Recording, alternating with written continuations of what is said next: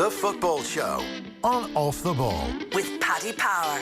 The greatest football partnership since Shearer and Owen. Gamble responsibly. Gamblingcare.ie. I'm prepared to do anything I can to play for my country again. Do it then. What about your start to the game? It wasn't bad, was it? Why should an honest answer be a mistake? How can a modern day manager not have a mobile phone? Why should he? Well, for the first time in quite some time, the Football Show Sting kicks us off on a week where we will have football. You're very welcome along to the Football Show this evening. Pat Nevin coming your way very shortly. We will also bring you some of our interview recorded with Kevin Moran over the weekend. Kevin Moran needs no introduction on this show, clearly. We've been doing these interviews on Sundays over the last number of weeks in the absence of Premier League football. So Kevin Moran was the choice yesterday afternoon. His career is just a bit mad, as you all know, I'm sure. So we talked to him about that. As a 19-year-old, he watched the All-Ireland final of 1975. Dublin lost. 1976. He made his league debut for Dublin in Tralee as a 20-year-old and then won an All-Ireland promptly that year. They beat Kerry for the first time in 42-odd years. The following year, 1977, the brilliant, iconic semi-final, and they beat Armagh in the All-Ireland final. So Moran has 2 All-Irelands in his back pocket. And then 1978, even though somehow he's over at Manchester United, Dave Sexton allows him home because he's not quite a first-team player yet to play in the All-Ireland series for Dublin, where he destroys his hamstring, bashes up his head, and even continues playing some Gaelic football in Gaelic Park, New York, after he's made his Ireland debut, and then goes on to win 2 FA Cups, 2 World Cup squads. He was there in 94 as a 38-year-old, and obviously Euro 88 as well. So it's mad. And we'll talk to Kevin Moran a bit about that. The full interview, as ever, is waiting for you to OTB Sports. But this evening we'll play you a nice snippet of Kevin talking about his formative years and how his mother, and not least when Kevin lost his father aged 13, his mother, who was a mother of 8, was really the hero of the story, as you can imagine. Ran a shop, looked after 8 kids, all of that kind of stuff. So Kevin Moran on the way. I should tell you on Wednesday as well, also on the way, Premier League commentary is back. We're going to bring you the game on Wednesday. It's Manchester City against Arsenal. We will have Nathan and Brian Kerr on duty. That's an 8:15 kickoff, by the way. So we're looking forward to that Manchester City game against Arsenal on a Wednesday evening. And with all of that in mind, JP, let's send up to Pat Nevin. Pat Nevin, there you are. Football, Pat. We have actual football. Hello, how are you doing? I'm extremely well. And like everybody else, I think, or most people, looking forward to the football again. The big thing is, it's that those first couple of games, are they going to go smoothly? And I'm going to be at that game that you're talking about. Probably very few people that can do it. And I feel that someday, because you're only allowed 300 people in the stadium, apparently any one time. I was on the Premier League giving us the information today, so did a Skype call and listened to all the information, and only 300 people. And I feel like a Spartan going into the Battle of Thermopylae. Is that the right one? I think it was that one. And very few allowed in. But it's going to be weird, it's going to be strange, but it's back. So I'm just delighted it's back.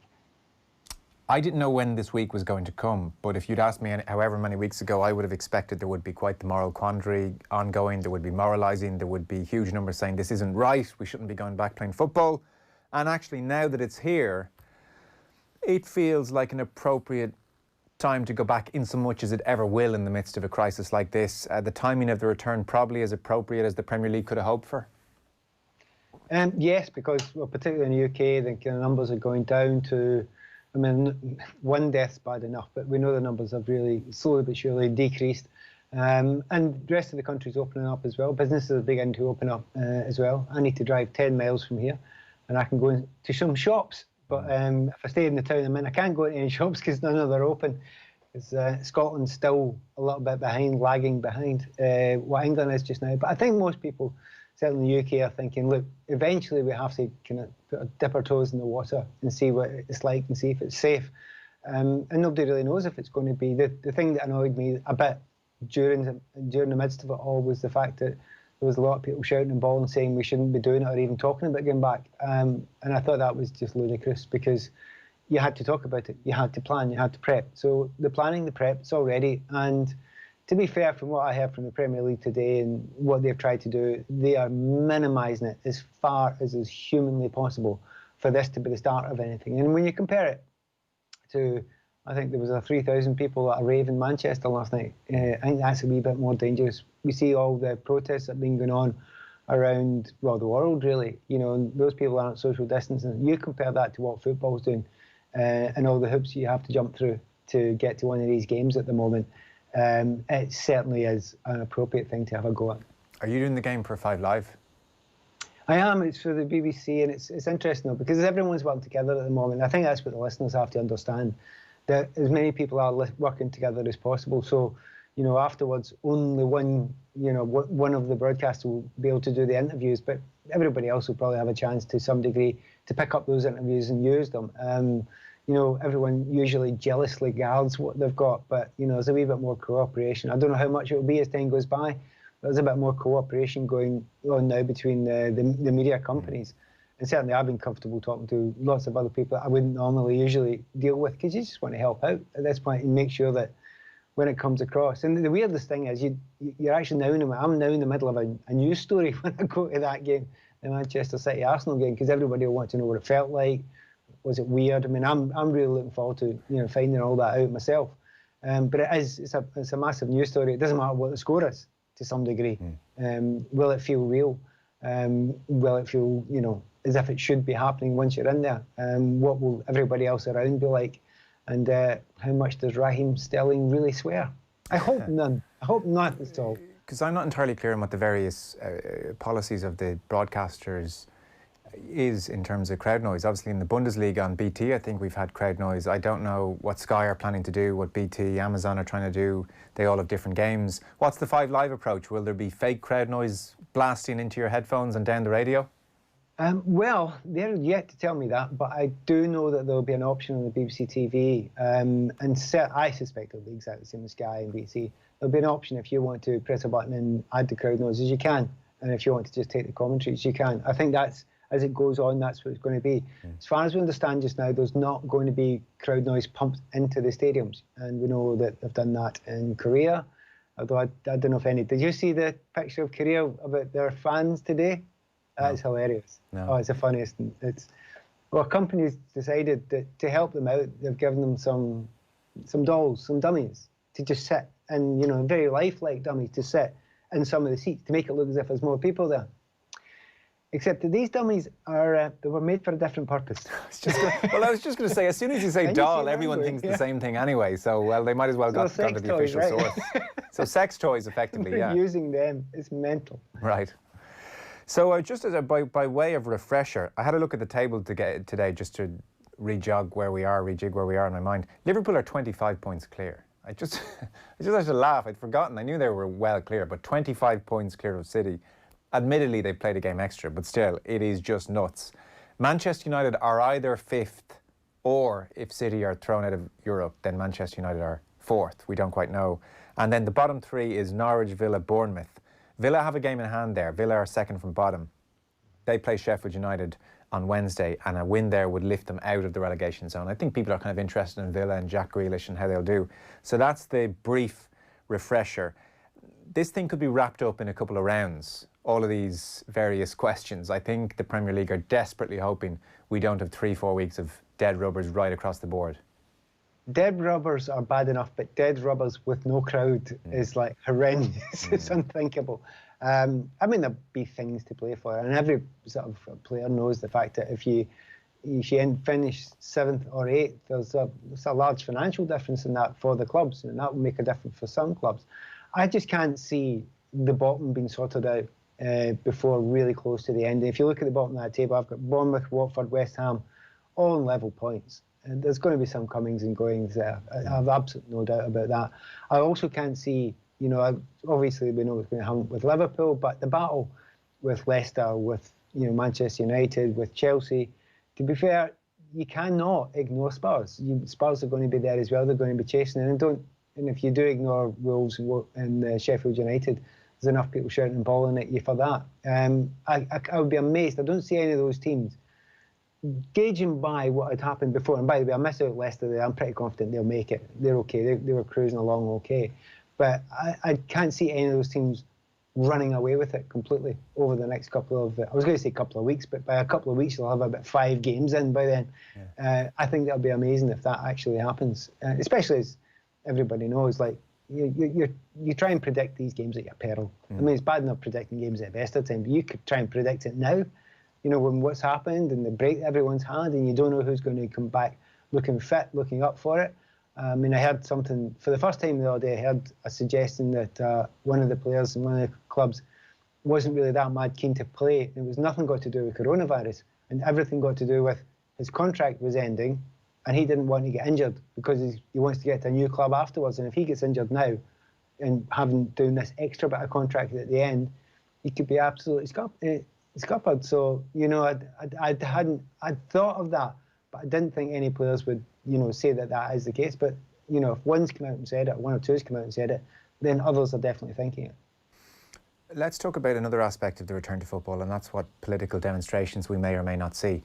Let's start for a moment at the epicentre here, because the last time we spoke, I don't think George Floyd was in the general vernacular at all, and now George Floyd means so much. So we have had, and we'll kind of return to football in a moment, but I'm just curious, because you're always an astute observer of these things. We have had George Floyd's killing, we have had Trump antagonising a country, we have had hundreds of thousands across each day protesting. If you add it up each day, I know there's repeat protesters. We've had white faces at these protests across the states, which really, you know, didn't happen in the Rodney King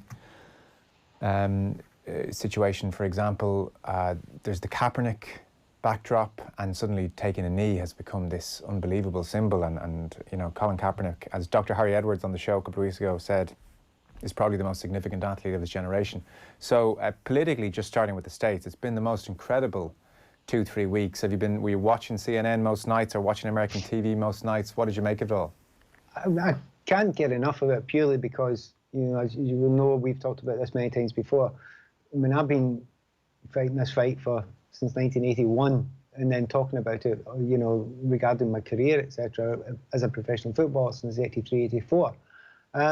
And the tiny little baby steps that we made, that everybody within the game made, the fact that nobody used to talk about it, it was frowned upon, where society, and I can really only talk about mostly our society at the moment, where we were and how far we've come, and it's a distance, but is it far enough? Of course not.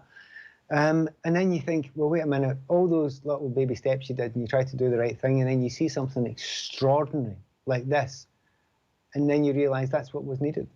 It wasn't lone voices here or there. It wasn't a wee caption on a UEFA board or a FIFA board. It needed something bigger than that. It needed a catalyst.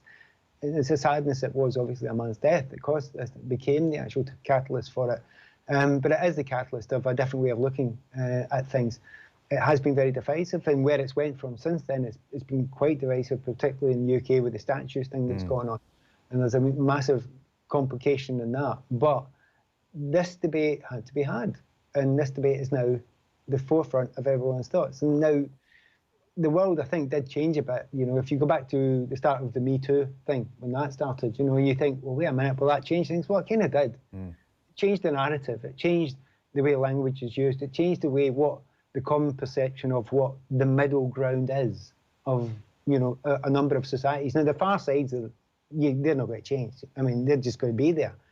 You can do what you like, but you ain't going to change them. But where the middle is, you move the middle. You've moved the common centre thinking ground.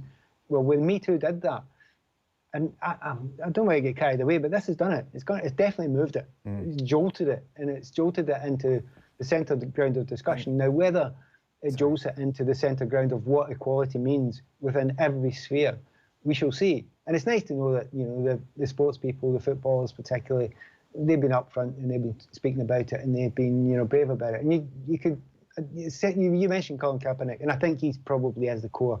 You're absolutely right. Because he was so at the start of it, and his career was trashed because of it, and he took on the man. He just took on business, and, you know, he might have lost, but the world won because of him.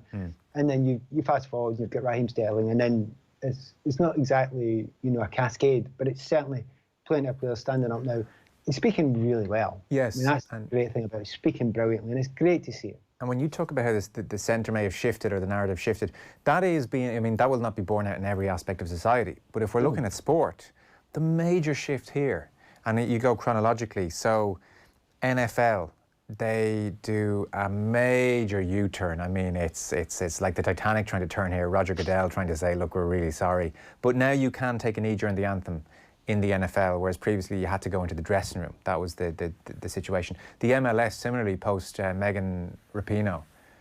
She took a knee again. That they have now said, we support this. You know, you're talking about that centre changing. So what happened in the streets of Germany was reflected in the Bundesliga, and FIFA came out and said, no censure for these players. And the Premier League now have followed suit. I think for the first 12 games, we're going to have the Black Lives Matter emblem and logo on the back of shirts instead of names. So this is really, really interesting, because sport and football has always taken the very simple route, which is, no political statements of any kind. And now we're going to have players making statements. They're going to be able to lift up their shirts, and referees use discretion on the message. So this is very significant. And I mean, once you open that Pandora's box, I mean, I think it was Barney Ronay in The Guardian and here in the Sunday Independent, the point was made, well, geez, FIFA, if you're talking about slavery, what's going on in Qatar isn't so great at the moment, and everybody's well aware of that. Or Marcus Rashford, Downing Street responded to Marcus Rashford today. He called for free meals to be extended over the summer to lots of families. Downing Street responded, said they've pledged 63 million to local authorities, but the Prime Minister will get to Marcus Rashford's letter in due course. So Marcus Rashford makes a statement, for instance, on free meals. Well, then the Premier League now are in a, okay, you're allowed on Black Lives Matter, but free meals, it sounds like a fair enough thing to be campaigning for, but Marcus, you can't do it. So things could get very interesting now for the Premier League. Yeah, and football generally. I mean, the reason why it was easy to abuse FIFA and UEFA first and the Premier League for saying no slogans on T-shirts, because you say, but that's clearly right, that one, you must let that one on. And of course, that felt absolutely right. But it's nothing got to do with the slogan that you put out there. It's got to do with where it leads and what the next slogan is, and the one after that, and the one after that, and the one after that. Because, one man's freedom fight is another man's terrorism. It's as simple as that. That's what it is. And if you may think it's absolutely right from within your culture, one thing. Now, I'm not talking about the Black Lives Matter. I'm comfortable, we're okay, we're on safe ground there. But then you will move on to less safe ground. There's not even a doubt about it. There's not even a question about it. That will happen. And the can of worms is now open. It's just the way of the world. There was no way that politically they could do anything else other than accept it. So it's being accepted. But you will now get, political, possibly religious slogans that will start coming in now. What do you do to a player? What do you do to a player who says, "Tear down Churchill"? Scores a goal, lifts up his T-shirt. Churchill, take him down. For instance. Yeah, exactly. For instance. I could go on forever and ever about those things. There's a million of them. I'm struggling to find a statue that you couldn't complain about. Yeah. I heard somebody the other day say, one of my heroes and one of many people's heroes is Nelson Mandela. To which someone said, yeah, wasn't he a terrorist for a while? I said, well, no, but it's Nelson Mandela. But they will, even about Nelson Mandela, somebody will say something. So that's the point. My hero, and there's someone having a dig at it as well, or one of my many heroes, one of many of us heroes. So you're right. It's what people never do take into account, and that's what organisations such as clubs, such as governments, such as associations, they must take in what will happen in the future and the adaptations that will happen from every one of their actions. So sometimes an action that they will say, no, we don't want that to happen just now. There's nothing wrong with that action, and I think because we live in such a binary society, and of course it adds to the big argument, it adds to people going and shouting angrily on Twitter, on radio stations, on TV stations, and in Parliament, and it all adds to that. That's all fine because you want debate. The downside is when you start seeing people fighting and throwing things at each other, and it starts leading to divisions within nations.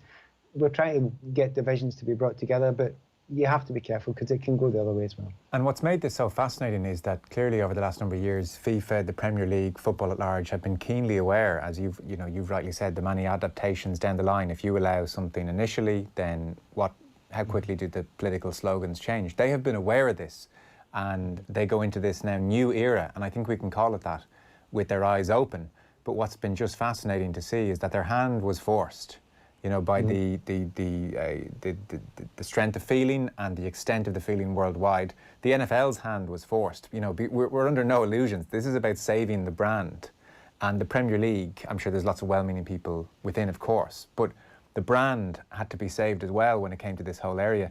So that is what is fascinating. They now enter this new era totally aware of the pitfall that may just be a few weeks away.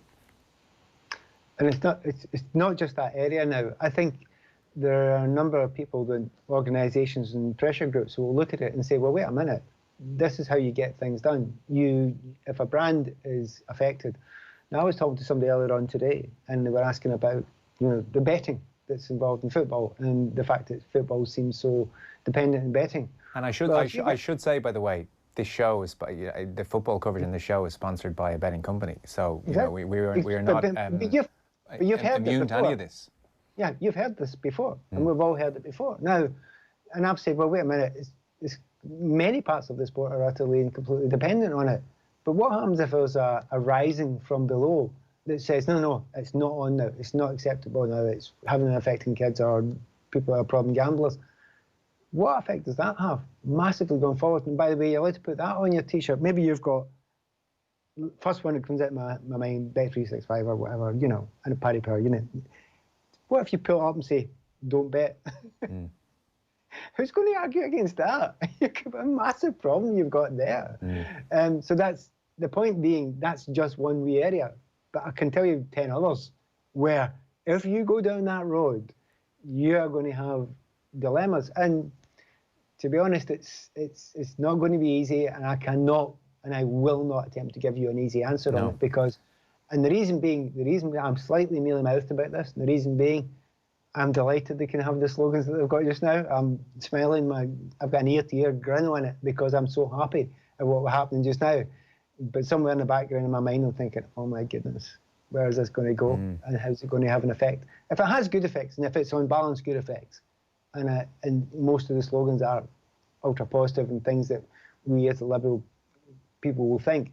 But you have to remember, not everybody that's running about on a football pitch is A, a liberal thinker, or B, is allowed to be a free thinker. So say you're coming from a country that's maybe a current communist country, and your government tells you, lift up that shirt and say whatever. Why shouldn't you do that? That might offend everybody else. So we know where it can go. You and I and various people now are aware of where it can go. We'll have to just keep watching and see where it does go. Yeah, it's going to be fascinating. Like, I, for one, am very curious to see if Rashford will take the food banks issue on, and the Tory government. And I know, and it's where you go next. And who's going to argue against that? But it's the next step and the next step and the next step. And we all know that. It's simplistic. But we are in some ways, we are in a different world now. I think many people have said to me over the years, and like something changes and people say, no, it's a different world now. And you see where that started. But what's happened the past 10 weeks, in so many ways, it does actually feel like another thing. This is a new start, not for football, but for the world in many, many ways of looking at things, be it business, etc. And we're just going to have to learn, and you better be young and keen, because it's going to change quick. And in a final point, you've seen more decades than I have. Is that great cliche true in your experience of life, that change isn't a steady progression, it happens in fits and bursts, because you said the last 10 weeks. Is that generally how it has tended to be? You've seen various political movements and issues? Absolutely. To certain, it doesn't even need to be in football. Hey, I remember punk. That changed everything. People listening to Genesis and Yes and, Rod Stewart and all that, and suddenly they're all Sex Pistols now. And the world changed in about a year in one part of the arts, and it can change society's images and attitudes towards certain things. So these massive things can happen, but then again, they can also turn back, and that's what you have to be aware of. I mean, America got a fantastic, a very interesting, I thought it was fantastic president. You thought, oh, we'll move forward. And you think, oh God, no, we've not, after a while. So you have to be aware of the fact that, yes, you can make these changes, they can be complete and utter jolts that can change everything, but jolts can rebound as well, and that's another thing that we have to be aware of. And wherever you go with Barack, you might go back with Trump, and just be aware of that. Well, listen, We will talk next week when you've been to Manchester City Arsenal, and we'll have seen a few other games besides. Pat Nevin, as always, thanks so much. See you soon. Take care.